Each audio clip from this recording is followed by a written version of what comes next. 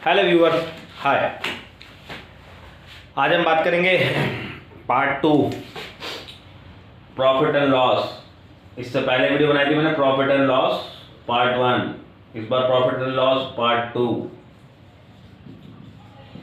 देखो बात ऐसे है, टाइम कंज्यूमिंग है लेकिन पैसा किसको नहीं चाहिए, क्योंकि हर एक बिजनेस डिपेंड होता है प्रॉफिट और लॉस पर। आपको प्रॉफिट बनाना आता है तो कोई बिजनेस चला सकते हैं आप। अगर आपको प्रॉफिट बनाना नहीं आता तो आप प्रॉफिट बनाना नहीं आता तो फिर बिजनेस नहीं चला सकते, तो आप फिर एक नौकरी करोगे। नौकरी एक फिक्स्ड इनकम होती है, बिजनेस एक ऐसी इनकम होती है जो बहुत ऊपर जा भी सकती है, नीचे भी आ सकती है और एक सस्टेनेबल एक साइड वे मूव में भी चल सकती है। लेकिन नौकरी इस तरीके से बढ़ती है, बस ऐसे ऐसे ऐसे ऐसे ऐसे ऐसे धीरे थोड़ी हर साल थोड़ी थोड़ी नौकरी बढ़ती रहेगी। तो इसलिए बिजनेस करना आना चाहिए आप लोगों को, आप सभी को। तो डिस्कस करते हैं आज हम प्रॉफिट एंड लॉस पार्ट 2। तो दो चीज़ें होती हैं, थोड़ा बहुत अच्छी टर्म्स हैं। एक टर्म है, देखिए आप, बताता हूँ आपको। एक टर्म बोलते हैं सीपी। सीपी होता है कॉस्ट प्राइस। ये वो प्राइस है जिस पे हम लिखेंगे, ठीक है। तो अब क्या है, देखो हम देख सकते हैं कुछ फॉर्मूला ध्यान रखेंगे। सेलिंग प्राइस में क्या होगा, अगर हमें फायदा हो रहा है gain percentage into CP. Selling price में सामान बेचते समय अगर हमें लॉस हो रहा है तो minus loss percentage upon 100 into CP, ठीक है। ठीक है, इसी वे में अगर हम इसे अपोजिट डायरेक्शन में ले जाएंगे, ये वाला पोर्शन इधर ले जाएंगे तो सीपी की वैल्यू हो जाएगी। सीपी काउंट करने का तरीका ये है, एक फॉर्मूला याद कर लो, एक फॉर्मूला बनाना सीख जाओ, दूसरा फॉर्मूला ऑटोमेटिक बन जाएगा। मान लो सीपी निकालना है और एसपी गिवन दे रखा है, सेलिंग प्राइस दे रखा है आपको, और कॉस्ट प्राइस पूछ लिया, तो फॉर्मूला लिख लो 100 प्लस गेन इनटू एसपी। यही वाला फॉर्मूला तो पलट के इधर लगा दिया, सीपी यहाँ पे है और ये वाला पोर्शन इधर लिया है, जिसकी वजह से डिनोमिनेटर न्यूमरेटर बन गया और न्यूमरेटर डिनोमिनेटर बन गया। और देखिए सीपी यहाँ पे आ गया 100 अपॉन 100 माइनस L%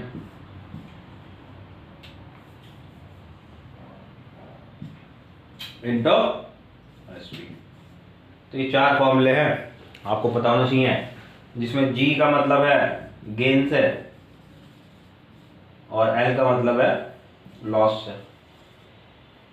तो जी परसेंट बोला तो गेन परसेंट, गेन परसेंटेज कितना परसेंट आपको गेन हो रहा है। लॉस परसेंट बोला तो लिखेंगे लॉस परसेंटेज, कितना परसेंट आपको लॉस हुआ, ठीक है। इस तरीके से हम मूवमेंट को लेंगे। तो यही बेसिक फॉर्मूले है जो हमें यूज़ करने हैं। तो कुछ क्वेश्चन डिस्कस कर लेते हैं, बड़े इंपॉर्टेंट क्वेश्चन है। तो क्वेश्चन पूछा, तुमने एग्जाम दिया, सपोज एसएससी का एग्जाम दिया, या आप लोगों के घर में दुकानें होंगी, बिजनेस होगा, फैक्ट्री होगी, कोई लॉट आ रहा है, ट्रक से सामान आ रहा है, उस सामान को आप उतरवाओगे, उसका कितना आपको ट्रांसपोर्टेशन लगा, कितना उसका सामान को उतारने और चढ़ाने में पैसा लगा, कितने रुपए का सामान आया, तो सारी कॉस्ट ऐड करोगे। तो जो कॉस्ट ऐड होकर आएगी और पर यूनिट जो कॉस्ट ऐड होकर आएगी और डिवाइड कर देंगे कितने यूनिट है, तो उससे पता लग जाएगा आपको किस भाव में आपने वो एक यूनिट जो प्रोडक्ट मंगाई है वो कितने की आई है, उसे बोलते हैं कॉस्ट प्राइस। मान लो 10 रुपये की वो यूनिट पड़ी, आपने 12 रुपये की बेची, तो कितना फ़ायदा हुआ, तो गेन हुआ selling price minus cost price. Selling price minus cost price. Selling price तो 12, कॉस्ट प्राइस तो 10, फायदा हुआ 2 रुपये का। बात करेंगे लॉस की। लॉस में हुआ जब लॉस होता है तो कॉस्ट प्राइस बड़ा होता है और सेलिंग प्राइस छोटा होता है, तो इसलिए कॉस्ट प्राइस बड़ा होता है तो इसे हम लेफ्ट साइड में ले रहे हैं, और सेलिंग प्राइस छोटा होता है तो हम यहाँ ले रहे हैं। कोई सामान भी हमारा कॉस्ट प्राइस है कॉस्ट प्राइस है, ये हमारा सेलिंग प्राइस है। सपोज करो हमने कोई चीज़ 10 रुपये की लाए थे, 8 रुपये की भी, वो कोई चीज़ 10 रुपये की लाए थे हम, 8 रुपये की बेच दी, 2 रुपये का फायदा हुआ। कितना? 2 रुपये का फायदा हुआ। फाइन। तो गेन निकालना आ गया हमें और लॉस निकालना आ गया। नुकसान कैसे पता करते हैं? नुकसान कब होगा? जब हमारा जो सेलिंग प्राइस है वो कॉस्ट प्राइस से कम होगा। ठीक है, तो हम क्या कर लेते हैं, ध्यान देंगे।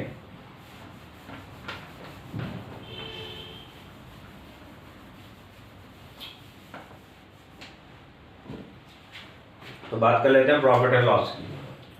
क्वेश्चन, एक क्वेश्चन है, a man buy a toy for ₹25। A man buy a toy for ₹25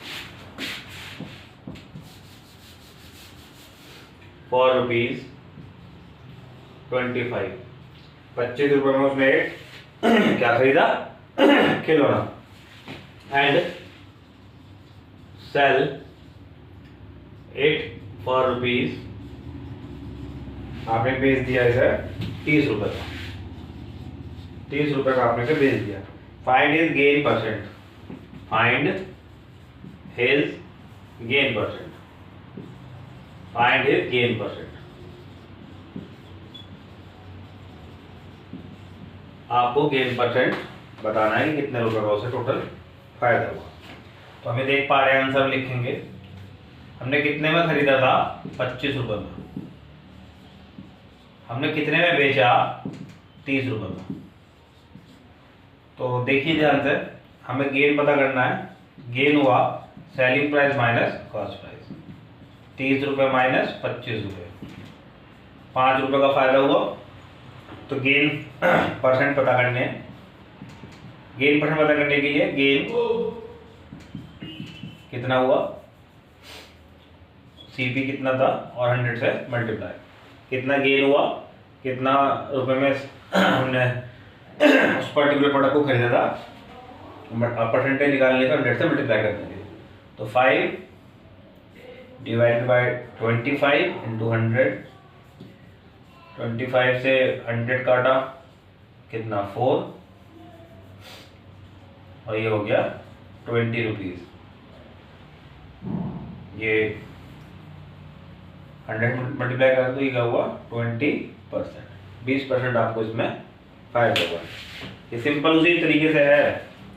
अगर परसेंटेज निकालना है, आपके मान लो कोई एग्ज़ाम हुआ, 200 नंबर का एग्ज़ाम था और आपके उसमें 120 मार्क्स आए, तो आपको बताना है कि कितना परसेंट आपके नंबर है। तो 120 डिवाइडेड बाय 200 इंटू 100, तो 0 से 0 कट, 0 से 0 कट, 2 से डिवाइड कर दें, 60% आपके मार्क्स आए, क्योंकि 100 से मल्टीप्लाई किया है तो इसलिए परसेंटेज का साइन यूज हुआ है। 100 से मल्टीप्लाई करने की वजह से परसेंटेज लगाते हैं 60%। ऐसे ही हमने परसेंटेज निकाला। तो एक क्वेश्चन और देखते हैं। ये क्वेश्चन नंबर 1 था, बहुत इंपॉर्टेंट क्वेश्चन। देखते हैं नेक्स्ट क्वेश्चन।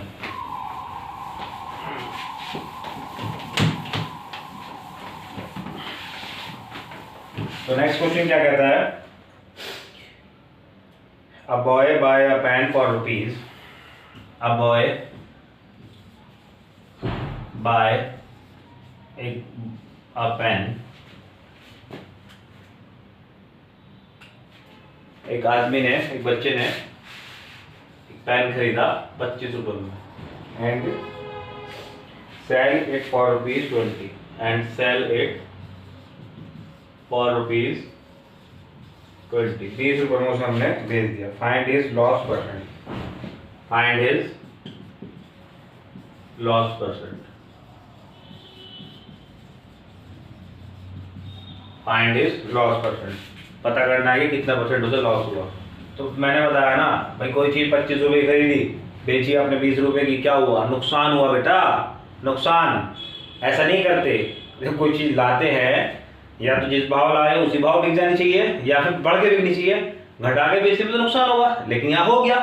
आइए देखते हैं, कई बार ऐसा करना पड़ता है, मजबूरी होती है लोगों की ऐसी कंडीशन हो जाती है कि आपको चीज़ें बेचनी पड़ती हैं, या तो प्रोडक्ट बेकार हो जाता है, या घर की ऐसी कंडीशन ऐसी होती है, या कुछ ऐसी नीड एकदम आ जाती है कि पैसा चाहिए, तो आदमी सस्ता करके बेचता है। आइए देखें। देखो सेलिंग प्राइस कितना 25, कॉस्ट प्राइस कितना 20। क्यों? तो सीपी कम है। अच्छा उन्होंने खरीदा था 25 रुपये का तो सीपी, और बेचा कितने का 20 रुपये का, तो लॉस हुआ तो कितना, सीपी बड़ा है और एसपी छोटा है। तो सीपी रखा 25, एसपी रखा 20, आंसर आया 5। ये लॉस हुआ।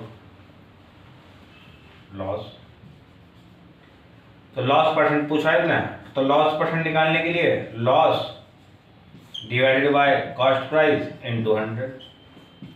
लॉस कितना था 5 रुपये का, कॉस्ट प्राइस कितना 25, 100 से मल्टीप्लाई कर दिया, 25 फोर द 20% का आपको यहाँ पे लॉस हो गया। 20% यहाँ पे आपको लॉस हो गया, 20% लॉस हुआ। इससे पहले 20% का क्या हुआ था, फायदा। आइए एक क्वेश्चन और देखते हैं, बहुत बढ़िया क्वेश्चन है और मजा आएगा आपको, एक बार करके देखिएगा आप सभी। आइए स्टार्ट करते हैं।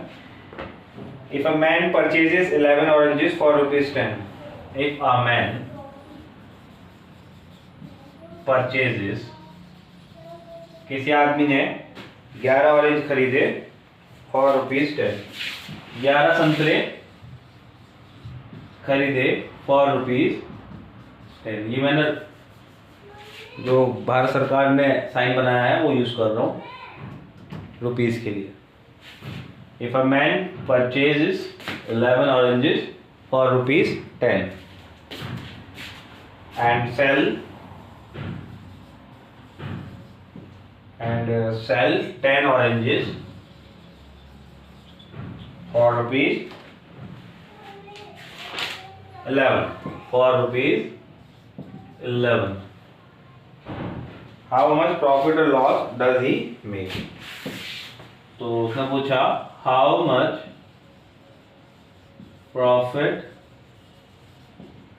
and loss